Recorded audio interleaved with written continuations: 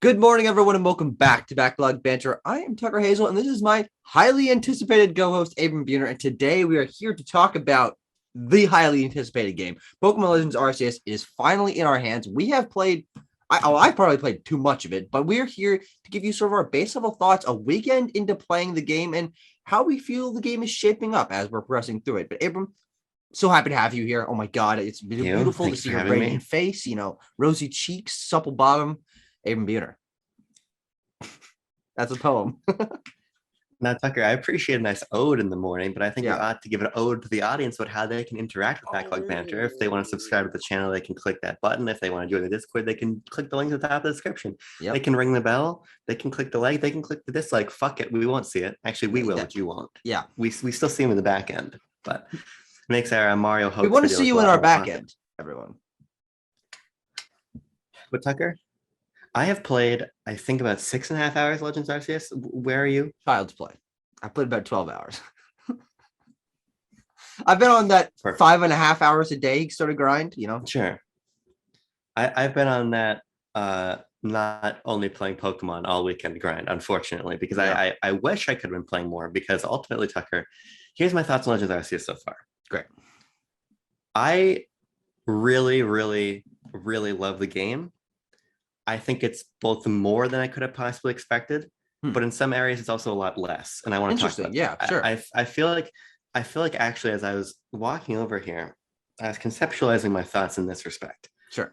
This game so far reminds me a lot of Bowser's Fury, in the sense of this feels like a great beta for what's to come for Pokemon. Sure. I feel like in some respects it's just not quite there yet, and whether or not that kind of is fleshed out as I play more of the game, we'll see. Yeah. But there's certain key areas of the design that I think are pretty subpar, as I want to talk about. But on the whole, the experience of playing is so wonderful and imaginative in ways I didn't expect that I can very easily, for the most part, overlook a lot of the problems I have with the game.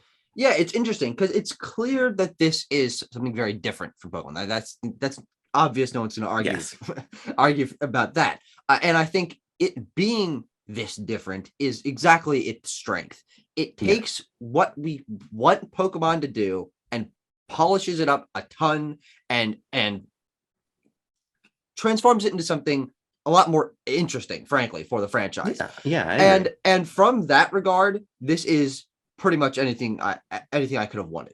Sure. I'm very much enjoying my time playing 5.5 hours a day of a game. Doesn't happen to me all too often. It happens more than I'd probably like to admit. But I agree that it is missing that final spark. But I actually don't know if that's too much of an issue, considering how revolutionary this is for the franchise, a franchise that is long running, that I have played every entry in, and it's making me realize things about my love for the Pokemon series and reframing the way I look at those older games that puts this in an even better light, frankly.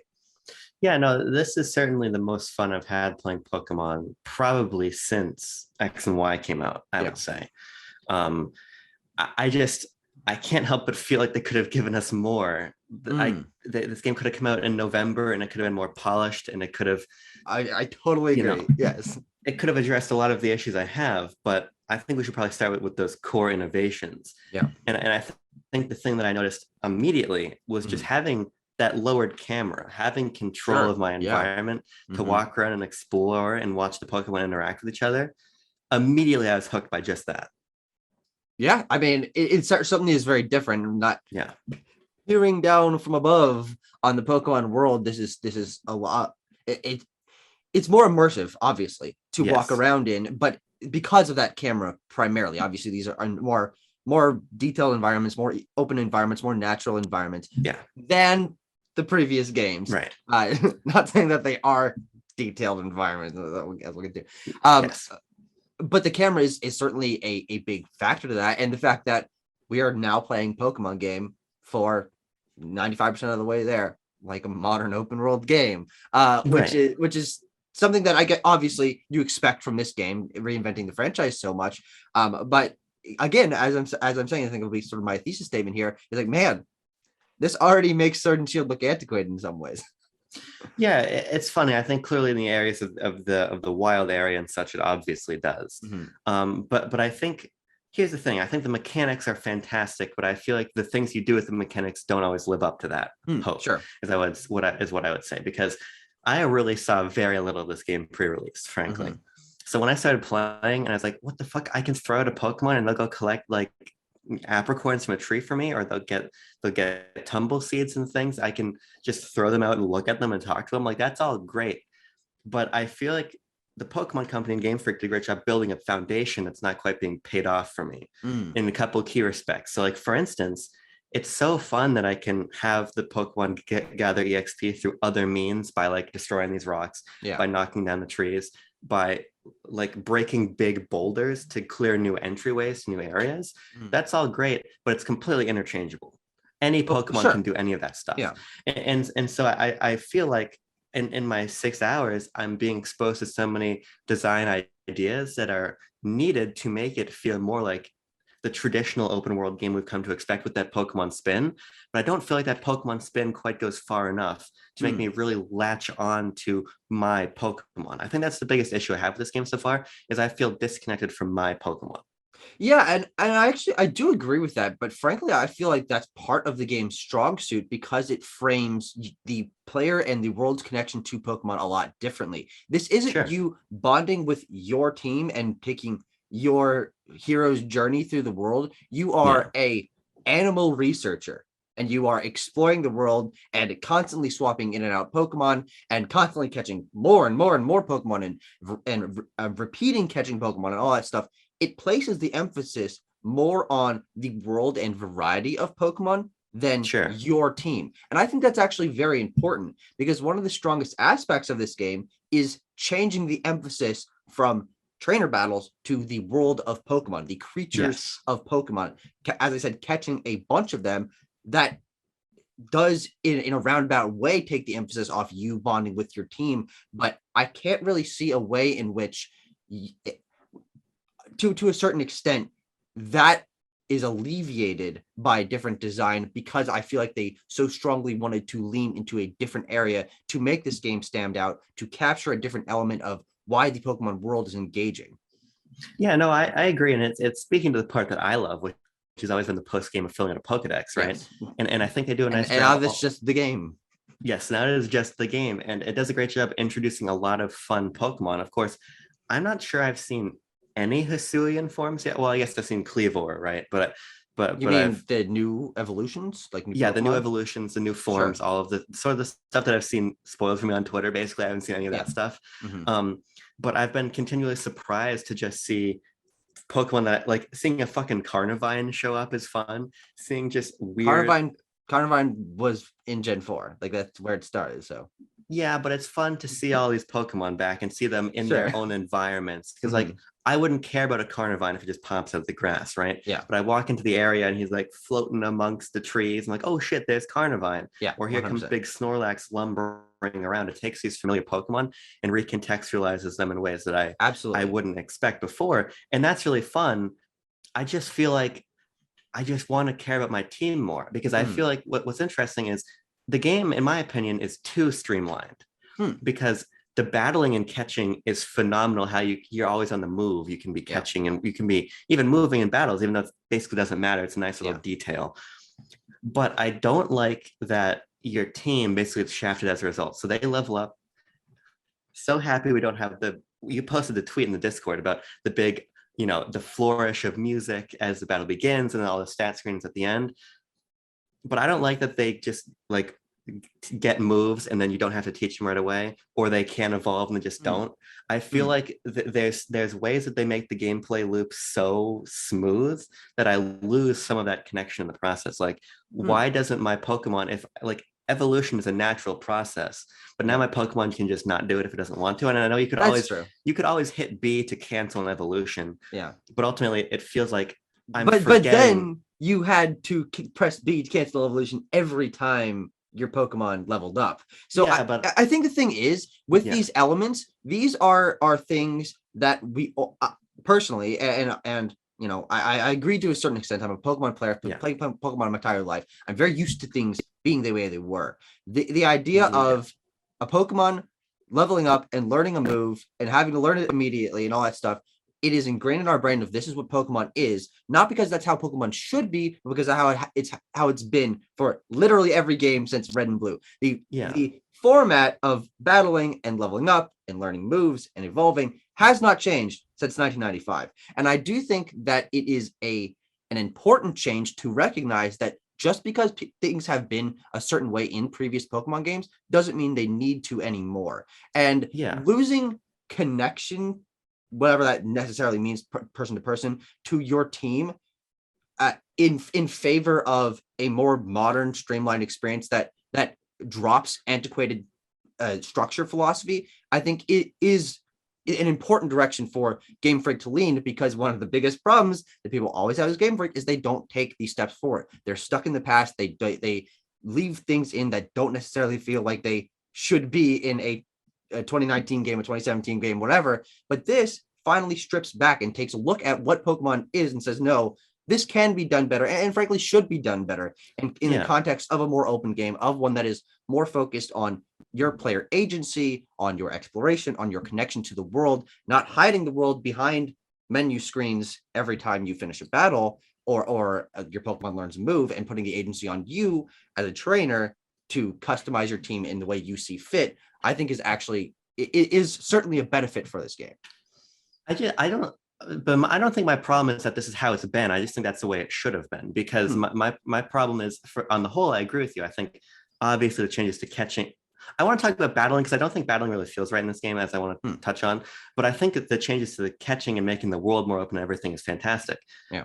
And making the Pokemon feel more alive by having this sort of dynamic animal AI that I want to talk about is amazing too. But like, at the same time, it makes my Pokemon feel interchangeable and less real if they can just withhold their own evolution to because you talk about taking the stuff out of menus or out of screens. Ultimately, evolution is now being turned into this thing where you have to go through 2 submenus to make it happen. That's a good point. And that doesn't feel like an animal evolving and changing its form. It doesn't feel like a fucking butterfly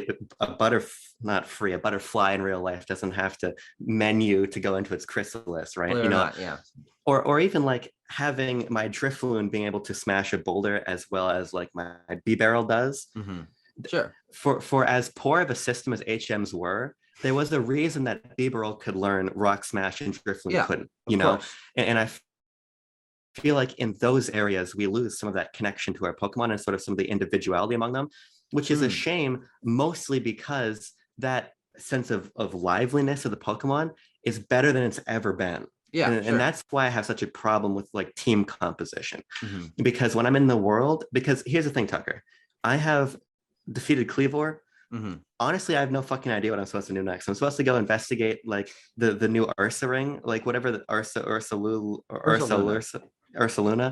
but I don't even want to, because what I want to do is I want to go back into these areas and I want to ride around in my Weirdeer and I want to see, oh shit, there's some Ghastlies. I want to go catch some Ghastlies to fill up that page of the Pokedex. I want to interact with these Pokemon. I want to see the ways that a Baneri will freak out if I throw a Pokeball and it'll escape right away. But Psyduck just fucking falls asleep on his back like this with his mouth hanging open. I can walk up and just whack a ball into his beak.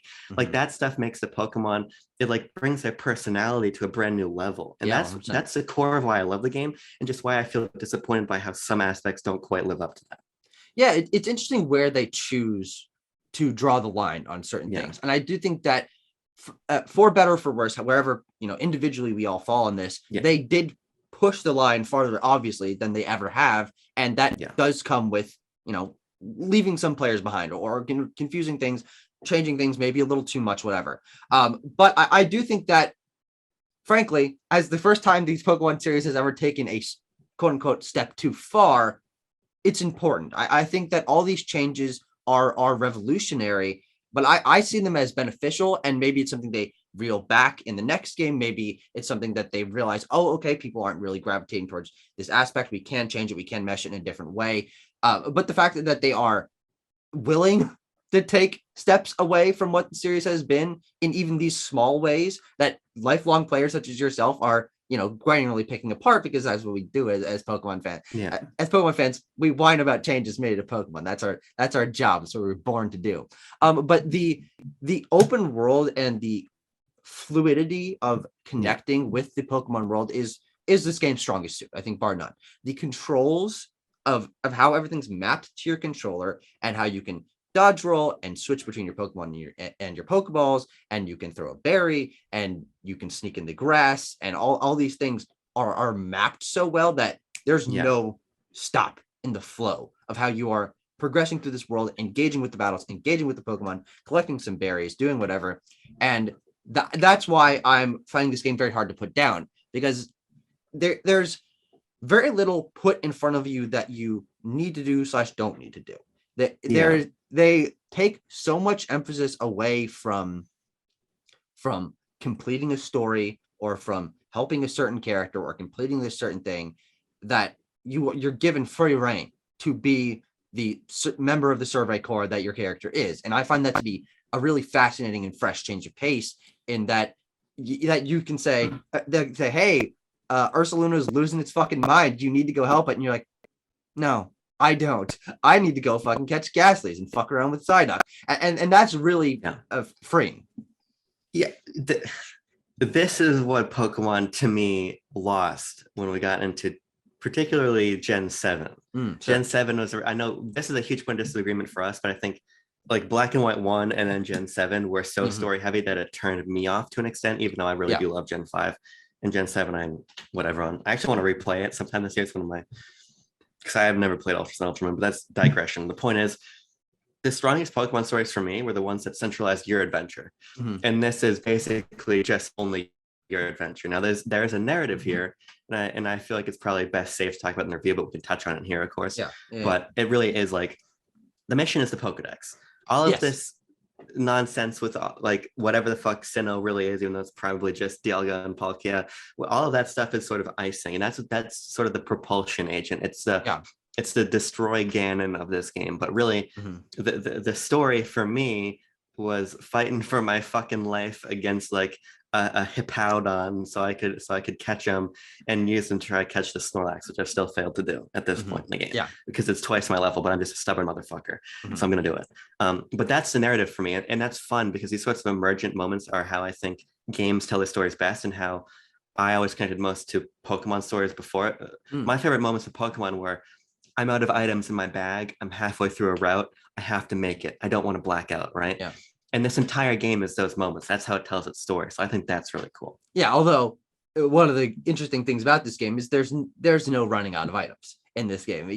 And I'm just spinning this off into something else, but the way that you are able to not go back to Jubili's Village if you don't want to. Like, you can just stay in an area as long as you want. You can visit the crafting table. You can rest up your Pokemon. You can go craft your own potions and your own Pokeballs and your own revives and just keep going, and not have to return for any particular reason to an area until you are ready to. And I think that's a really powerful way to emphasize the player's experience and journey through the world, because you are doing what you want, and not necessarily because someone told you to, but because they said, hey, you're allowed to do this, and you go off and do it yourself. However, I agree to a certain extent about the emphasis being placed on the Pokedex. Like, that is probably my favorite aspect of this game, and why I'm connecting it to it so heavily. But I do think that the narrative here is also more interesting than any Pokemon narrative we've gotten, because it combines interesting characters and storytelling, but places it in a framework where you aren't railroaded through things. You don't have to finish this cutscene to get to the other end of the thing. I mean, sometimes you do, but those are few and far between, because the areas are so open and there isn't a ton of gating to get you from area to area. And I think that's really exciting, especially because I am more invested in the narrative of this game than I ever have been for Pokemon. As someone who does love the story and the world of Pokemon, placing it in this feudal context with characters that are more involved, because you have a hub area, so you're seeing them more often, and you're talking to the same people over and over again, so you can sort of get a sense of who they are over the course of your adventure. I think is really, really fantastic. So there's two things that you said that I want to talk about. I want to circle back to the story point. Okay. To the point about like the camps and everything. I think what is probably most important about this game is that, well, let's take a step back for a second. Yeah. I think what made Breath of the Wild so interesting is that Nintendo very openly looked beyond Nintendo for inspiration. they looked to Western RPG design tropes and ideas and applied those to Zelda and made Breath of the Wild. This game takes a lot from things, particularly Monster Hunter. Yeah, no one's going to deny that. Yeah, and I think that's certainly for the better. The sort of structure of here is the village, here's Jubilife Village, Here's the and people, then you get open the doors, here's the steeple, whatever the fuck. Other way, but yes. Yeah. but getting to pick, like, first of all, these areas are much bigger than Monster Hunter areas. First off, so functionally, it's an open world. I mean, the idea of worrying, oh no, these are going to be limiting because they're not one seamless open world is part of my fucking Portuguese horse pucky. Yeah, I'll be honest with you, I have never like hit the boundary of one. Oh, I certainly have. They fog pushes in and it's like, you can't go this way, and then your fucking weird deer slides off a cliff. But like that structure I think is very good for this game. Yeah. And it sort of contextualizes, because I saw I think it was Imran Khan on Twitter was saying like there's not a lot of interactivity in the world. Sure. And he's right, but I don't think that's what they're going for. Yeah. I think this really is the Monster Hunter gameplay formula of, you've got the town, you're gonna take your mission, you're gonna go out into these hubs, and the gameplay is interacting with the Pokemon. Yeah, right. That is the gameplay. Monster Hunter, you kill the monster, you collect ingredients. Pokemon, you get the monsters, you get the ingredients. It's basically a similar archetype, and I don't think that's bad. I wish there's a little bit more diversity in terms of, okay, I need a Pokemon who can break a rock. I need a Pokemon who can fly up and pick the berries. Like, I think that would have helped make my team feel more useful. Yeah, but on the whole, I like this Monster Hunter inspired formula. Yeah. Or your other then topic, I was going to go. Might as well, because I disagree with you. Yeah. I'm sad. I don't find the story very interesting, frankly. Interesting. And here's the thing. I like that I think pretty clearly there's going to be some kind of evil team. I think something's going to happen. Maybe that's my supposition. It feels like these tensions between like the Pearl Clan and the Galaxy Clan and the Diamond Clan will probably break down at some point.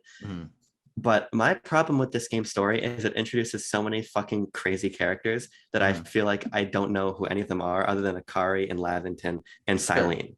I feel like every time I go back to town, there's a new person who's dressed like a Persona character or like a fucking Dynasty Warriors character who wants to have some kind of conversation with me, that I feel like I've completely lost the plot. Sure. And I like the concepts.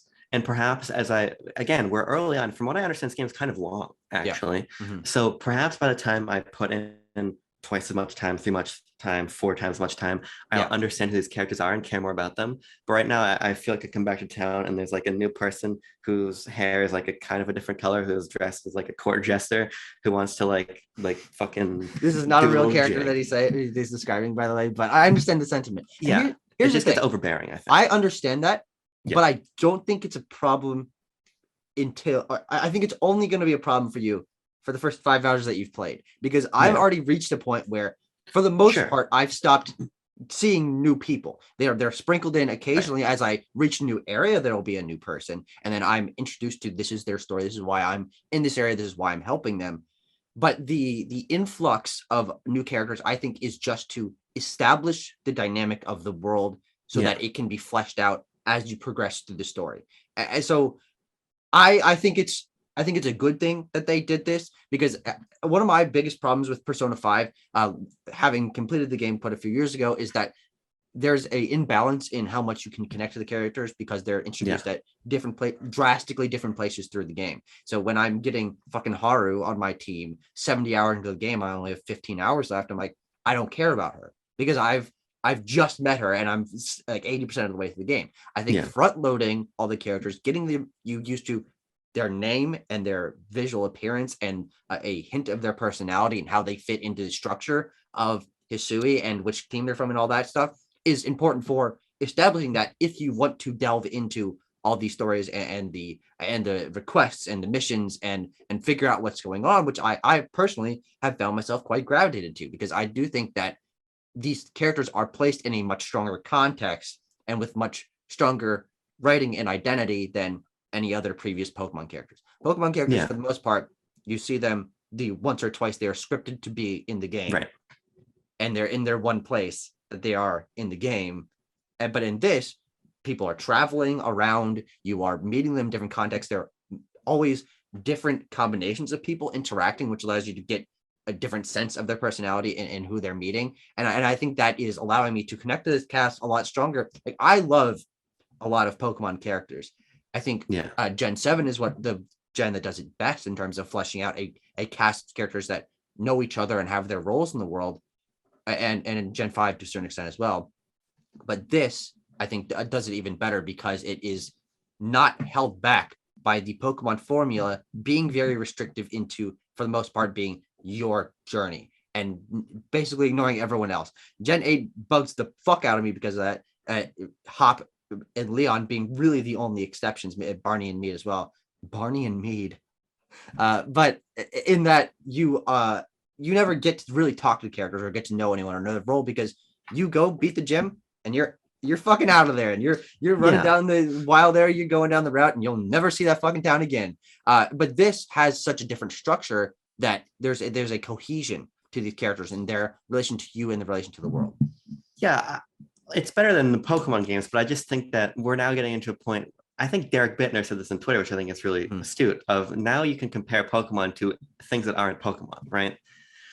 And I think by that metric, the story, it's in this weird whiplash where it's pretty tutorialized for the first hour or two as you're learning the place, which I think is neither here nor there. It felt a little bit long in the tooth in the moment, but once that's through, it's like I think for this game it needed that kind of tutorial. I definitely agree. People are giving this game a lot of crap for having such a long tutorial, but this is a very different Pokemon game, and it also is it's a much more complex Pokemon game in terms of you need to be introduced to the mechanics to know how to interact with the world, other than move your character on the D-pad and press A to choose a move. That was the extent to what Pokemon needed to teach you its world mechanics before. But now, you need to know what this ball does and how to approach a Pokemon and why different Pokemon have different personalities and how to explore a new area and all this stuff. Yeah, no, so I think it was fine.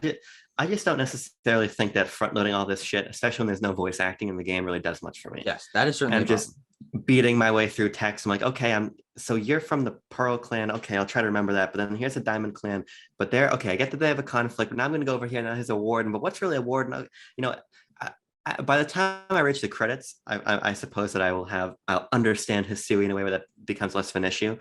But I do think that the story is a little bit of gobbledygook to me right now, frankly. Pardon my Portuguese. Sure. Even though I do, as we were talking in the Discord, do like the sort of religious undertones. I like that the story takes itself a little bit more seriously and has a little bit more complexity, while still being goofy.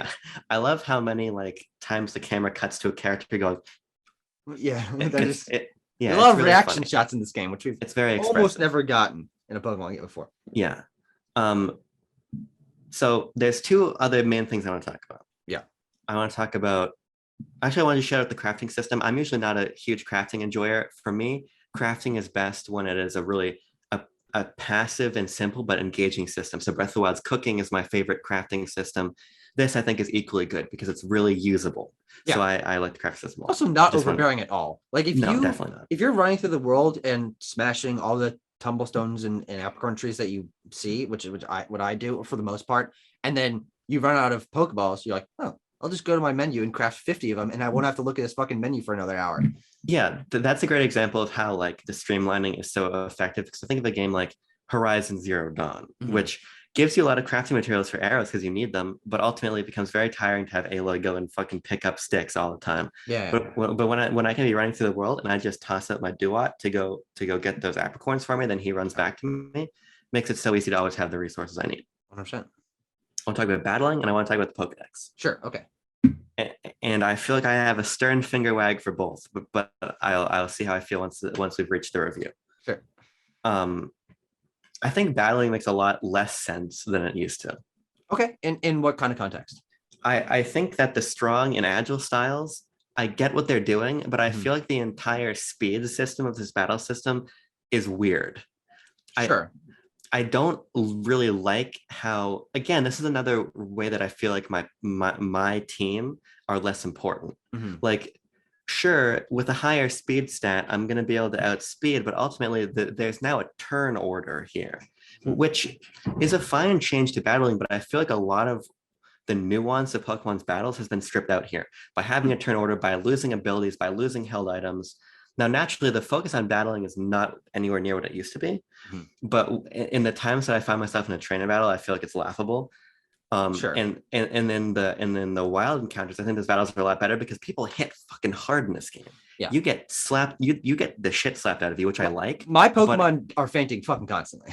yeah, and I think that's fun. But I also feel like I have a less of a grasp on when my Pokemon are going to attack and what my moves are going to do than I ever have before. Yeah. And whether I adjust to that, we'll see. But I will say right now that I do not really like the battles nearly as much as I used to with Pokemon. Well, yeah, that it's interesting how they've changed it, and frankly, I feel like they for me at least they've struck a very nice balance between de-emphasizing battling as the core mechanic of the game, which is something which I like. Yeah, which is something I was never particularly a fan of in the other games because it was very restrictive to limit you down to your guy is sitting on a circle against the other guy, and you can't see the rest of the world, and you can't move around, and you're gonna have to see the animation to get in and out of even just knocking out a level 2 Starly. And of course, that is the aspect of this battling that is more hampered by the structure of the game rather than the battles themselves. But I do think that there is less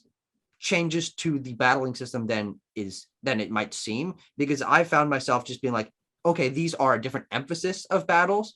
I can strong and agile styles. I'm seeing the concept of more and more as I get into the game and battles progressively get at least slightly harder. Is that I think that the turn order, as you're saying, is feels a little bit weird because it is literally shown to you if you want it to be. Yeah. But they could have done that in the previous Pokemon games, but it would have just been your turn, my turn, your turn, my turn, your turn, my turn, unless you were using quick attack at the first time that you sent your Pokemon out of the thing. Like there's such a segmentation of how turns were laid out before that this actually feels like a flow to a battle between creatures rather than, okay, we can just sit here and if I attack first, you attack first, this is how it happens. There's a lot more choice and fluidity to actually how the battles progress. I disagree completely because the ways that the turns would happen before is we would pick our moves simultaneously, and then it would be the speed set that determines what happens. Sure. Oh, sure. And then you take if you got the priority move, you get the priority. If you use, and then sometimes you have moves to move second on purpose. All this, but to clarify for the audience who might be coming to this game a little bit fresher. Now it literally is, I don't care, it's your turn. I don't care, it's their turn. My turn, their turn, my turn, their turn. And those change dynamically. This isn't set. Depending on which Pokemon you're using or which style you're using or which move you're using, it changes. So there is, it's not locked in any way to certain things happening. But if you sacrifice speed, okay, now the other Pokemon can attack twice. I think that makes sense. No, it makes sense. It is locked in some instances. Like when I was trying to take down the Snorlax, which I just haven't been able to do yet, even though it's twice my level, and so its speed stat should outspeed all of my Pokemon. Yeah. But I can just outspeed it and attack it, which is a different type of strategy. But again, I think it's a type of strategy that, for me, removes some of what makes a Pokemon special in terms of this Pokemon is really fast, so it's going to usually be able to attack first. Now, sometimes it's going to be completely just mediated by this new battle system.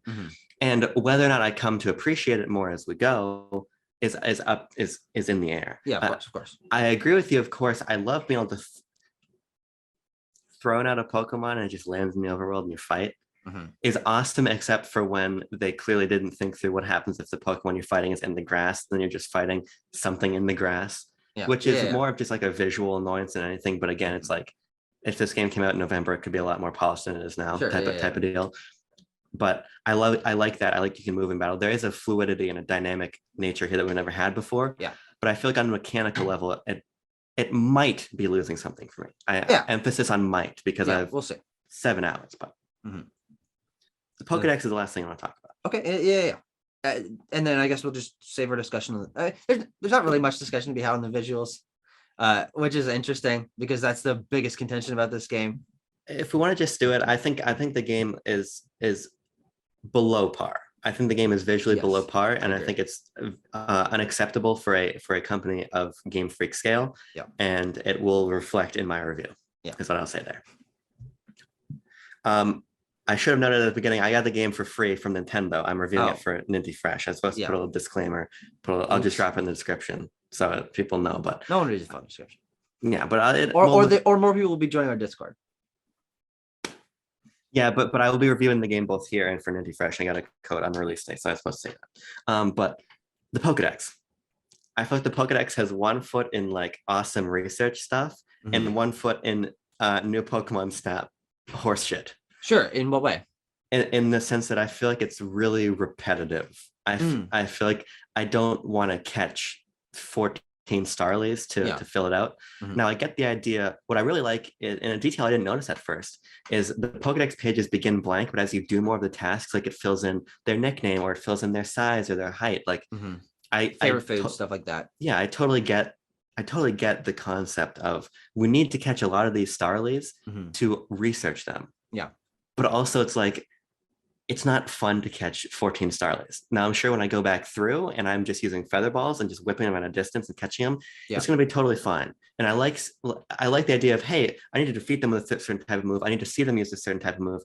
That's all cool, but at the same time, it feels like these are really big Pokedex pages, and I don't know if it's going to be fun for me to fill these out when I get to that stage of my adventure. Here's something interesting that might mitigate this entire thing for you. Because so having played more of the game and understanding the Pokedex system and filling out the Pokedex pages a little bit better, what you are alluding to is actually not an issue within the structure of the game, because you don't have to complete 25 Starlies. That is not required. You just have to get your research level to 10 on each page, which means you catch 1 Starly, that's 1 point, whatever. It fills out a little bubble. Okay.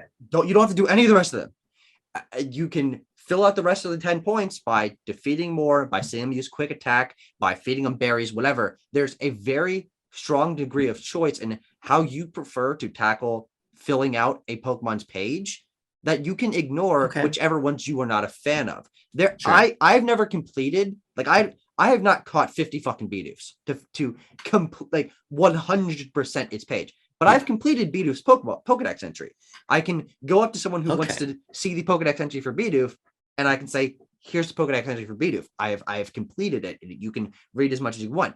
I don't know if there's a reward for 100%ing the page yet, but I might find out by just grinding Starlies and seeing what happens at the 100% mark. But that none of what you're saying is actually required to complete a Pokedex entry. Sure. Well, then that certainly removes a dimension of my problem. Yeah. Then it'll be yet to see for me. Either is there a good reward, because if the shiny charm is locked behind completed Pokedex pages, I'm going to go on a fucking tear on Twitter. I have no idea. I have absolutely no idea. I know you can get the shiny odds really fucking low in this game, and I know that shinies spawn in the overworld. Yes, they do, and they also make a Twinkle sound apparently. God, I can't wait to shiny hunt in this game. Yeah. Because, by the way, one of my favorite details, I love that you can throw out your entire team and just sit and you can talk to them and they just like take turns talking to each other. That is so much fun. That's so cute. I love that detail.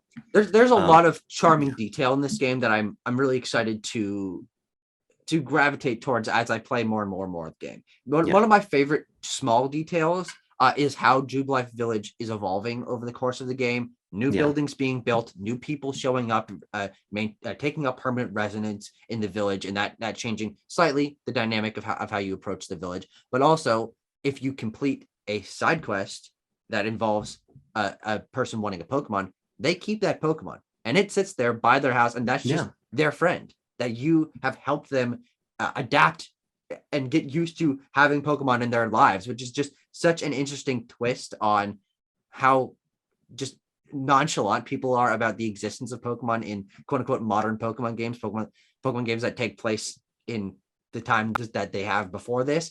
But now people are afraid of Pokemon, and you are the one person who can help them overcome that fear by saying, hey, no, this Geodude that's going to help you seal your pickle jar, actually not a bad guy. And then the Geodude just hangs out by your house, and you're like, that's awesome. And also, apparently, if you give them a shiny Pokemon, it stays shiny in the overworld and sits by their house, which is fun. Yeah, it's just so cool.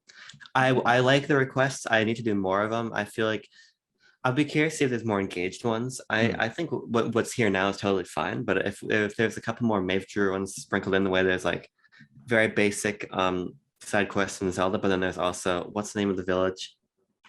The big village Anvil? building quest. Oh. Can't remember off the top of my head. The one that It's gonna goes fucking pop to me. da-na, Terrytown. da-na. Thank you. Da-na-na-na-na. That's one I love that music. That's one of my favorite video game songs of all time. I've only come quests like across one request that is like a long-term request, and I'm very interested in it. I don't know if you've gotten it yet. I don't want to spoil. I probably haven't. But I don't know how many more of those there'll be. I've only gotten one in my entire time playing, and I've unlocked like 50 requests. Sure. So we'll that'll be another like wait and see thing for me. I hope there's a couple more major ones. But yeah, I'm basically done talking for now. Yeah. By the way, shout out to the fact that there's a Pokemon Ranch again. I used to play my Pokemon Ranch every day to get a new Pokemon on WiiWare. Just as a tip for anyone watching this video that might be struggling a little bit with something, is you can't select multiple Pokemon to release them if you've caught a bunch of them until you've filled up 4 boxes with Pokemon. Then it gives you the option to release multiple Pokemon at once. So now I'm going to go play this fucking game after I get off this call. And I'm going to just fill up 4 boxes so I can release multiple Pokemon at once, because I spent a long time yesterday releasing all the fucking Wurmples and Beedoops that I'd caught when I first started the game. Is there unlimited storage? Do we know? I have no idea. I would hope that there is for a game like this, but yeah, there's probably a lot to where doesn't really matter. It's typically 30 boxes, so we'll see. Which is more than enough, frankly. 30 pastures, especially for a game with a pared back Pokedex. Yeah, it's 272, I think. I heard 240 something. Yeah, 242. No, 242 is what it is. Which I think is the second smallest Pokedex, and I think Gen 1 is the only smaller one. But ultimately, I don't really care. It's like the AI is like the Pokemon feels so alive. This is like when Gen 8 cut the Pokedex to make the Pokemon feel more alive, and then Junichi Masuda was like, this actually, they actually are more alive. And so I don't care that it's smaller Pokedex here. Last thing I would say, because I've been very critical on the game, but that's only because I'm not going to reflect everything you said, because almost everything you said, except for the things we directly disagreed on, I completely agree with you on. Sure. Yeah. This is some of the most fun I've had just playing a game in a long time. It's a very addicting gameplay loop. I think that there is a lot of effort put into keeping you engaged in what you're doing by emphasizing player agency in a way that Pokemon never has before, in a way that automatically makes all 8 other generations slightly antiquated, at least already. And it's very refreshing. And I'm just mostly excited that I am enjoying it so much that I only have a couple of issues. And I'm excited that I'm engaged enough by the story and by the exploration of the world that both aspects I'm equally engaged by, and can't wait to fucking dump 60 hours into it. Yeah, I think this will quickly rise to the ranks of my favorite Pokemon games. Yeah, quickly. But that'll be foretold in a review that'll probably actually be a few weeks away, actually, considering the game is long. Yeah. So we'll see. Thank you for joining me, Abram. You're welcome. What's a little bit of food poisoning among friends, Tucker, I don't think you understand. We had a blizzard yesterday, and the snow was literally touching my balls while I was trying to walk between buildings.